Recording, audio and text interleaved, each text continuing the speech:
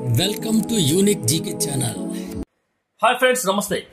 భారతదేశం భవిష్యత్తులో ఎలాంటి ముప్పునైనా ఎదుర్కొనేందుకు 2035 నాటికి సుదర్శన చక్ర పేరుతో అత్యాధునిక ఆయుధ వ్యవస్థను అభివృద్ధి చేయనున్నట్లు ఎర్రకోట వేదికగా ప్రధాని మోడీ ప్రకటించారు. స్వదేశీ సాంకేతికతతో అభివృద్ధి చేసే ఈ రక్షణ కవచం దేశంలోని రైల్వే స్టేషన్లు, విమానాశ్రయాలు, ఆసుపత్రులు, మత స్థలాల వంటి కీలక ప్రదేశాలకు పూర్తి భద్రత కల్పిస్తుందని, ప్రతి పౌరుడు సురక్షితంగా ఉన్నామని ధైర్యాన్ని ఇస్తుందని హామీ ఇచ్చారు. శ్రీకృష్ణుడి ఆయుధమైన సుదర్శన చక్రం స్ఫూర్తితో ఈ పేరు పెట్టినట్టు తెలిపారు.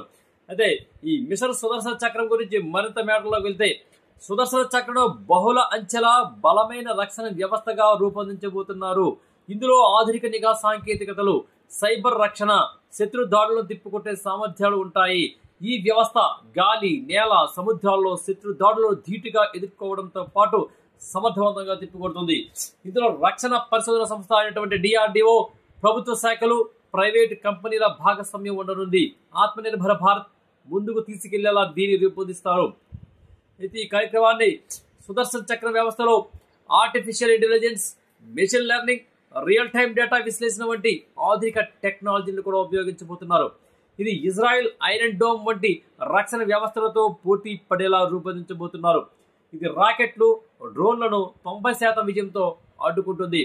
ప్రపంచ సవాళ్ళ నేపథ్యం ఎలా ఉందంటే, ప్రపంచ వ్యాప్తంగా సైబర్ దాడులు, డ్రోన్ దాడులు, హైబ్రిడ్ యుద్ధాలు వంటి కొత్త రకమైన ముప్పులు పెరుగుతున్నాయి. ఈ నేపథ్యంలో ఈ మిషన్ చాలా ముఖ్యమైనది చెప్పొచ్చు. ఇది ఫ్రెండ్స్, థ్యాంక్ యూ. ఈ వీడియో మీకు నచ్చినట్లయితే సబ్స్క్రైబ్ చేయండి, మిగతా వారికి షేర్ చేయండి, అలాగే లైక్ చేసి కామెంట్ కూడా చేయండి. ధన్యవాదాలు.